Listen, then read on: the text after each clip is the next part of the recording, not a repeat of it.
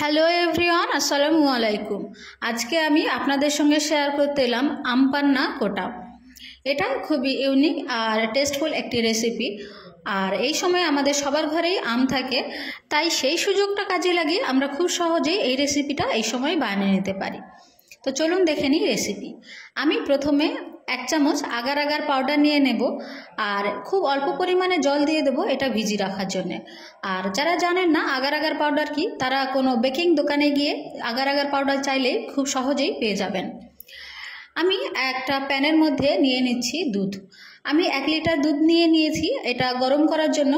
আর এখান থেকে 1 চামচ দুধ তুলে নেব, নিয়ে আমি যে আগার আগার পাউডারটা আগে জল দিয়ে ভিজিয়ে রেখেছিলাম সেটার মধ্যে দিয়ে দেব 1 চামচ দুধ। দুধটা আমি আগার আগার পাউডারের মধ্যে দিয়ে ভালোভাবে মিক্স করে নেব আর সেটা এই দুধের মধ্যে দিয়ে দেব।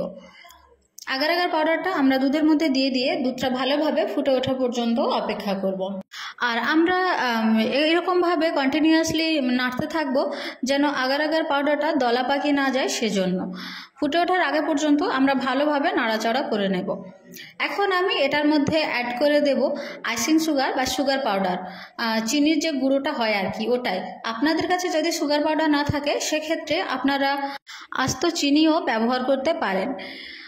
এখন আমি সুগার পাউডারটা দিয়ে দিয়ে এটা ভালোভাবে নেড়ে নেব যেন দুধটার সঙ্গে ভালোভাবে সুগার পাউডারটা মিশে যায়। দুধটার সঙ্গে আমার উপকরণগুলো সবগুলো খুব ভালোভাবে মিশিয়ে গিয়েছে, দেখা পাচ্ছেন। আর এখন আমি ওভেনটা অফ করে দেব। এখন আমি দুধটা সাইডে রেখে দেব আর কিছু গ্লাস নিয়ে নেব যেটাতে আমি আম পান্না কোটাটা রেডি করব, সেই গ্লাসগুলো। আপনারা যে ডেকোরেট গ্লাসগুলো হয় সেগুলো নিয়ে নিতে পারেন বা বাটিতেও করতে পারেন। আমি এগুলোর মধ্যে যে দুধটা রেডি করেছিলাম সেই দুধগুলো অর্ধেক অর্ধেক করে ঢেলে দিচ্ছি। আর গ্লাসগুলো অবশ্যই করে আমি যেমন আড়াআড়িভাবে রেখেছি এইভাবে আড়াআড়িভাবে রাখবেন, তবে আমি যেই শেপে তৈরি করব সেই শেপটা আসবে, না হলে আসবে না। আমি এভাবে আড়াআড়ি করে গ্লাসটা রেখেছি আর আমি যে দুধটা রেডি করেছিলাম আগার আগার পাউডার দিয়ে সেটা এগুলোর মধ্যে ঢেলে দিলাম।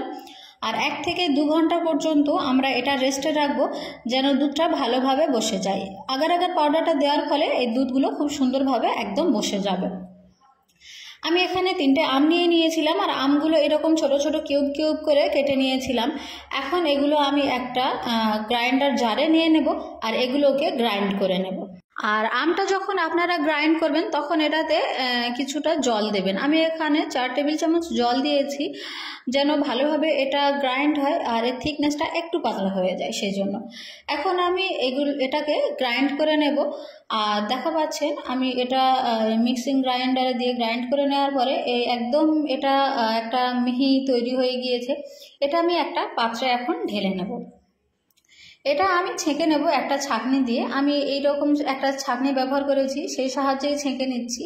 আপনারা এটা ছেঁকে নেওয়ারই চেষ্টা করবেন। এটা না ছাঁকলে খুব একটা বেশি অসুবিধা হবে না, কিন্তু ছেঁকে নিলে এর পুরটা খুব ভালো একটা একদম মিহি তৈরি হবে। তো আমি এইভাবে করে একটা চামচের সাহায্যে এটা বারবার ঘুরিয়ে ঘুরিয়ে এটাকে ছেঁকে নিচ্ছি। আর দেখা পাচ্ছেন এটা থেকে যে একটা খিচড়ে ভাব চলে আসবে, এটা আপনারা ফেলে দেবেন, এটা নেবেন না। আপনাদের কাছে যদি ছাঁকুনি একান্তই না থেকে থাকে সেক্ষেত্রে এটাকে আপনারা স্কিপ করতে পারেন, সেটাতে খুব বেশি সমস্যা হবে না। এখন আমি আরও একবার একটা আগার আগার পাউডার নিয়ে নিলাম 1 চা চামচ আর 2 টেবিল চামচ আমি গরম জল এখানে দিয়ে দিচ্ছি। আমি এখানে গরম জল ব্যবহার করব। গরম জল দিয়ে এটা খুব ভালোভাবে আমি এরকম ধীরে ধীরে মিশিয়ে নিচ্ছি। আর এই আগার আগার পাউডারটা আমরা এখন দিয়ে দেব যে আমের পিউরি আমরা রেডি করে রেখেছিলাম সেটার মধ্যে। এটা দেওয়ার ফলে তবে আমরা যে আম পান্না কোটা বানাবো সেটার মধ্যে ভালোভাবে জমাট বাঁধবে।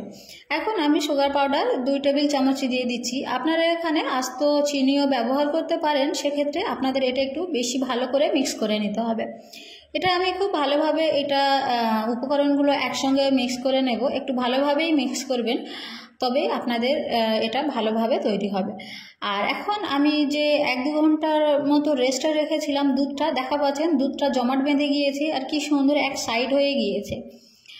এখন এটার মধ্যে আমি যে আম আগার আগার পাউডার আর সুগার পাউডার দিয়ে যে ব্যাটারটা বানিয়েছি সেই ব্যাটারটা এটার মধ্যে দিয়ে দিচ্ছি। দেখা পাচ্ছেন এটা খুব সুন্দর একটা শেপ চলে আসবে।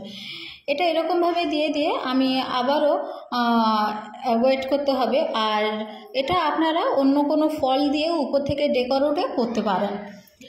এটা আমরা আবার অপেক্ষা করেছিলাম 2 ঘন্টার মতো, আর এখন আমাদের এটা একদমই রেডি। দেখা পাচ্ছেন এটা কি সুন্দর একটা দেখতে হয়েছে। তো এই ছিল আমার আজকের রেসিপি আম পান্না কোটা। কেমন লাগলো অবশ্যই কমেন্ট করে জানাবেন।